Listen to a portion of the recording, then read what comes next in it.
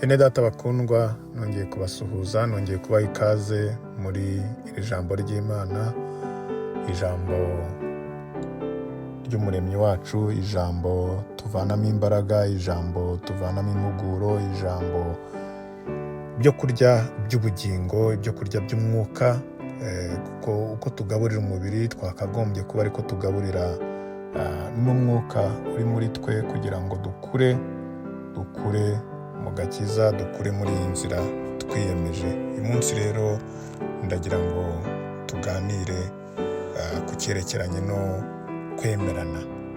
kwemerana, kuko muri iki gihe ndabona buri wese arumva hari aho ageze, buri wese arumva hari uko aruta mugenzi we muri uyu murimo. Ndagira ngo twongere dusubire inyuma twifashishije ijambo riri mu Baroma 15 umurongo wa 7, aho Pawulo yabwiraga Abaroma ati nuko mwemerane nk'uko Kristo nawe yabemeye, kugira ngo Imana ihimbazwe. Amina. Iri jambo rero naritekerejeho, ntekereza ku biri guhita muri iyi minsi, ntekereza ku bitwa abakozi b'Imana. Buri wese ari kuvuga ko mugenzi we ibyo ari gukora bihabanye n'umurimo, buri wese ari kuvuga ko ari we ufite ijambo ry'ukuri, buri wese ari kuvuga ko ari we uri gukoresha imbaraga z'Imana. Undi yakora iki ngiki ati uriya ntabwo muzi aho yabikuye, ariko ntabwo byagakwiye, kuko ijambo ry'Imana riravuga ngo twemerane niho Imana izahimbazwa. Kuko niba twese turi gukorera Imana, umwe agahakana mugenzi we, ese noneho ba bandi dushaka ko bayizaho bizagenda bite? Mu by'ukuri Yesu, ukurikije aho yagukuye, ukurikije igihe waronkaga agakiza, uko wari umeze, ibyo wabagamo, ntabwo wagakwiye kubucira urubanza mugenzi wawe.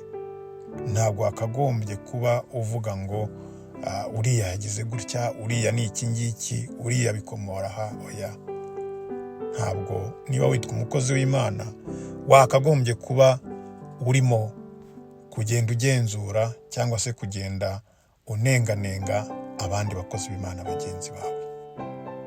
Ese we wigenzuye wasanga nta kosa ugira? Ese we wigenzuye, wa mugani muri rya jambo riba muri Matayo rivuga ngo mbere yo gukura agatotsi mu ijisho rya mugenzi wawe, banza urebe umugogo uri mu ryawe. Ese ntiwasanga ibyo ureba kuri mugenzi wawe wowe ufite ibibirusha uburemere? Ese imbere y'Imana wowe kubona gute? Mbere y'uko unenga mugenzi wawe, banza nawe wisuzume, uvuge ngo imbere y'Imana njye ndi kugaragara gute? Aho niho uzabasha kumenya yuko kunenga mugenzi wawe nta nshingano ubifitiye. Wagakwiye kujya byibura ubona hari ikitagenze neza, ukegera mugenzi wawe ukamugira inama.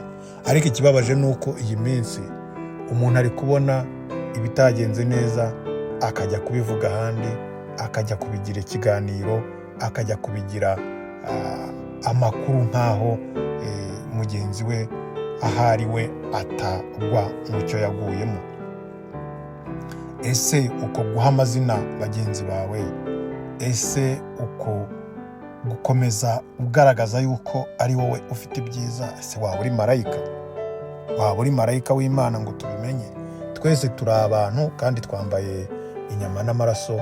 Reka duhagarike iki kintu cyo kutemerana, kuko nitutemerana ntabwo n'ab'isi bazatwemera. Nitutemerana turimo turazitira abashaka kumenya ijambo rya Kristo kugira ngo nabo bahinduke. Kuko nibabona tutemerana, nabo bazavuga bati ese aho turi kujya ni hehe? Niba bariya batemerana, twe nitugerayo bizagenda bite?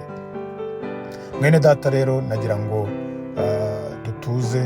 utuze uhore ahubwo wisuzuma, utuze ahubwo uhore winenga aho kunenga abandi, kugira ngo urusheho kwezwa, kugira ngo urusheho kongera gukiranuka kwawe, urusheho kongera kuzuzwa imbaraga n'Imana yagutumye.